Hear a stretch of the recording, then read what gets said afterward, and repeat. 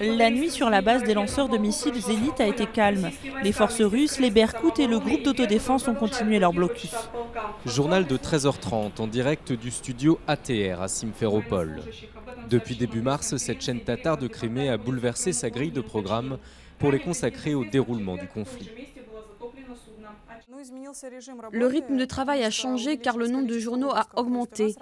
Avant, le principal journal, c'était seulement le soir en ukrainien, en russe et en tatar. Depuis que les événements ont commencé, il a fallu énormément se mobiliser et on a désormais un journal toutes les heures. ATR a été fondée en 2005, au lendemain de la révolution orange. Elle s'est d'emblée adressée à la communauté tatare de Crimée. Une minorité musulmane qui représente 12% des habitants de la presqu'île et qui est en faveur du maintien de la Crimée dans l'Ukraine. Les Tatars redoutent le passage de la Crimée sous la domination russe et beaucoup ont déjà fui. À l'heure où de nombreux médias pro-russes sont accusés de propagande, ATR affiche sa différence. Nos informations ont toujours été objectives, nous n'avons jamais montré qu'un seul côté du conflit. On a toujours essayé de montrer les deux côtés.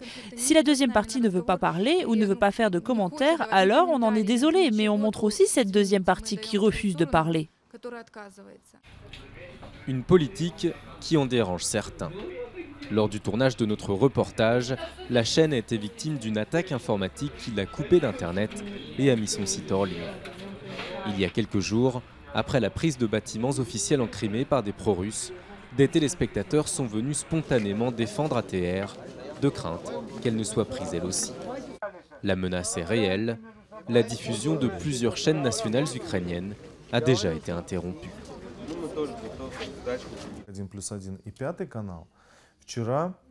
La diffusion de 1+1 et Canal 5 a été interrompue hier. Aujourd'hui, c'est la diffusion d'un géant de la télévision ukrainienne, Inter, qui a été arrêté. Et sur les fréquences, ce sont des chaînes russes qui émettent. Et la même chose peut arriver avec notre fréquence. Le siège d'ATR est désormais sous bonne garde.